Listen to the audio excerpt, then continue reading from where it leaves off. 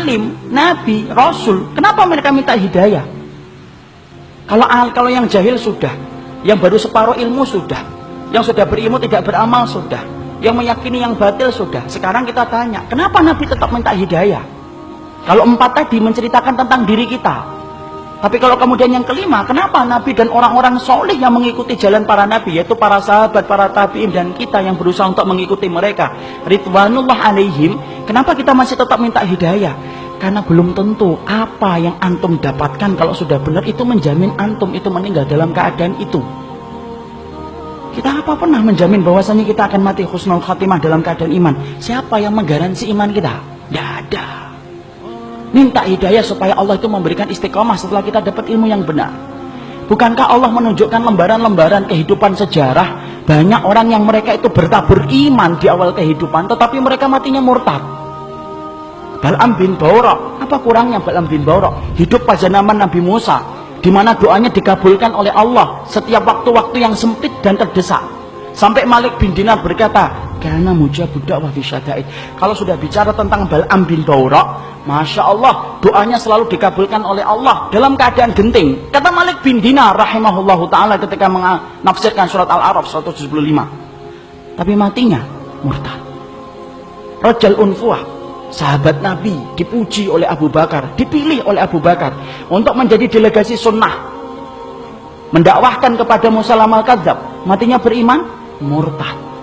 Ubaidillah bin Jahsy yang pernah menyelamatkan kehidupan agamanya sampai ke Habasyah, ketika Nabi masih di Mekah, ikut di dalam hijrah yang pertama, hijrah yang kedua ke Habasyah, beriman? Tidak, murtad di Habasyah. Kecintaannya minum khamr menjadikan dia murtad.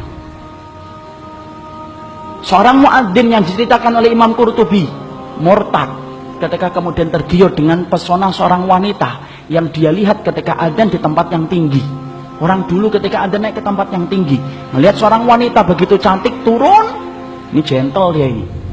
Turun, dia katakan dia cinta sama wanita itu.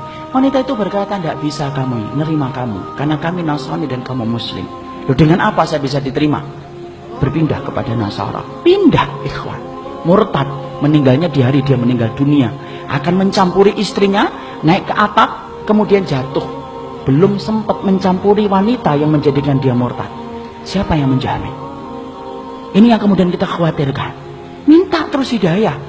Kenapa kita minta hidayah walaupun kita itu sudah memelihara jenggot, sudah kemudian ngaji, istri kita sudah kemudian berhijab yang syar'i, kegiatan kita sering datang ke kajian ilmu, bertemunya kita dengan orang yang solih, terus kita menjaga hangatnya iman. Tapi kenapa kita tetap minta hidayah walaupun ikhtiar sudah kita lakukan?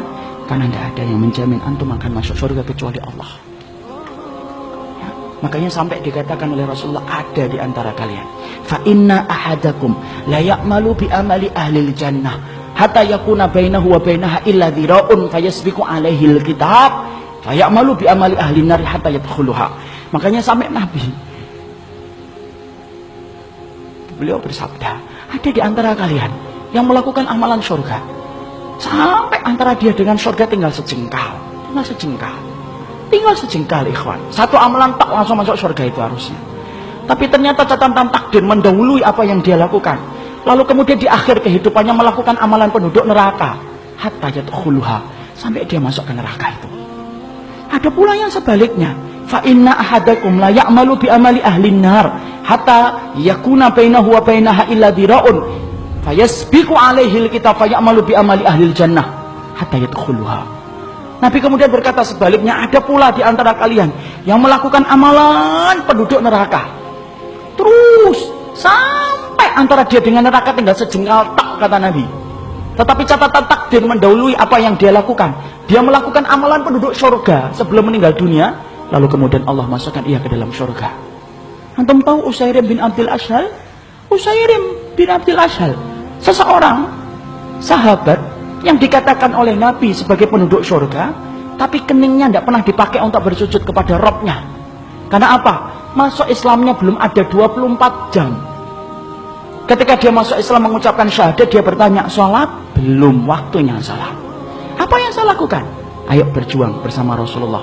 Berjuang bersama Rasulullah SAW dan para sahabat.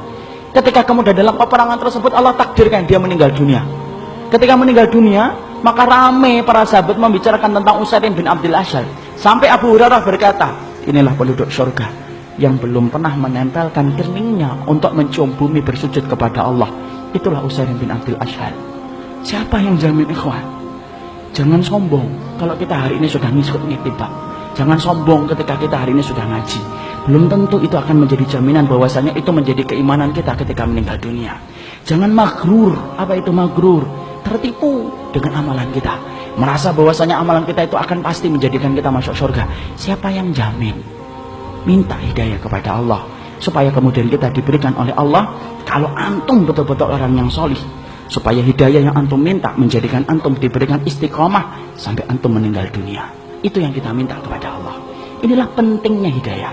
Makanya di dalam kehidupan kita sampai Allah terangkan doa yang pertama bukan doa meminta ampunan. Doa yang pertama bukan meminta surga. Doa yang pertama di dalam Al-Quran bukan meminta perlindungan dari neraka. Tapi doa yang pertama, ikhwan, antum sebagai hambanya Allah diajarin oleh Allah. Kita diajarin oleh Allah, minta hidayah. Karena kalau antum sudah dapat hidayah, antum diampuni oleh Allah. Kalau antum sudah dapat hidayah, antum dimasukkan surga oleh Allah.